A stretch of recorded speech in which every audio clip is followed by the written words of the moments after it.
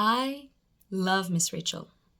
I don't even have a baby, but I'm a French as a foreign language teacher, and I think that I'm learning a lot from this person who's amazing at her job. Here are 7 practices that Miss Rachel applies that I think can really help in the foreign language classroom. 1. Repetition. She will use the same word in different contexts, so the target vocabulary is used plenty of times, but also in context. This is why whenever I use flashcards, if I ever use any, I'm gonna use flashcards with contextualized sentences. So the student not only has the word and the image, but also sees how to use it in a contextualized way. 2, she uses pauses to encourage speech with children. So when we're language teachers, particularly when we're working with beginners, we have the tendency to speak and speak and speak because they don't know any French yet. She's using the predictability factor to let children guess the last word of the sentence. And it really encourages early speech, particularly when we work with beginners. So I try to use this strategy progressively throughout the year, which means that in September, I'm gonna say something like, après la récréation, on change nos chaussures, on change les chaussures, and I'm pointing at an image of a shoe. And then a few weeks later, I'm gonna be, les enfants, il faut changer les... And then I'm pointing at the image, and a few students will answer by les chaussures. Maybe by the end of the school year, I'm gonna be, qu'est-ce qu'on fait après la récréation?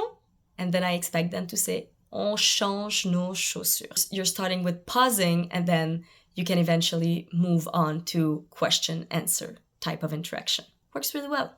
3, Ms. Rachel uses sign to communicate and really helps at the beginning of the school year with beginners because they want to say something, they will remember the sign maybe before the word, and then it really helps them communicate instead of getting frustrated because they might want to say that they feel like washing their hands, but they don't remember how to say it in French.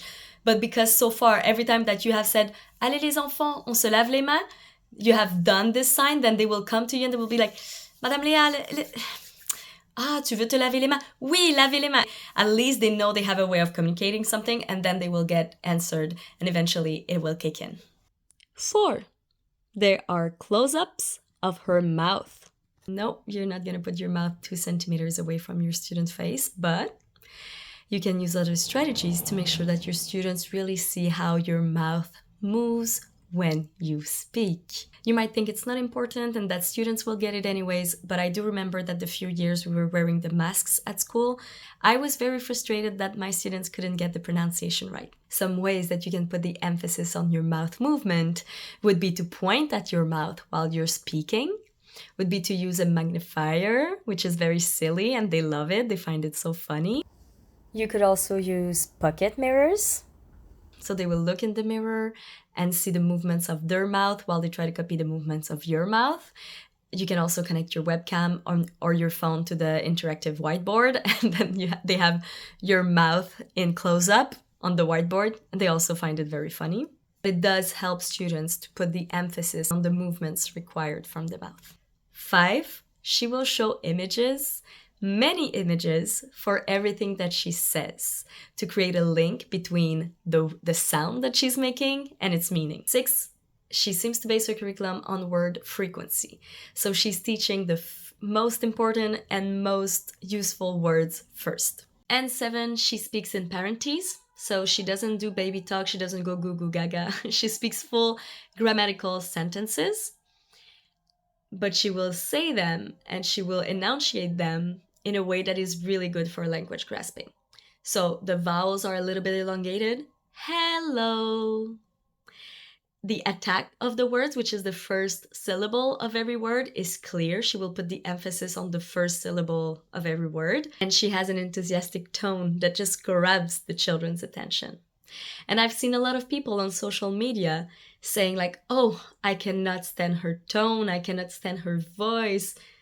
Good, that's not for you. It's not about you. It's for language learning. It's for language development. I know that some people will consider that I don't give authentic input to my students from the get-go using those strategies. But the truth is, when they are complete beginners, it really does help. And I don't know when's the last time you tried to learn a language, but I moved country 5 years ago and I couldn't understand a single thing. And I started with children's shows and I started with children's songs. And I had to start with material intended for children in the target language.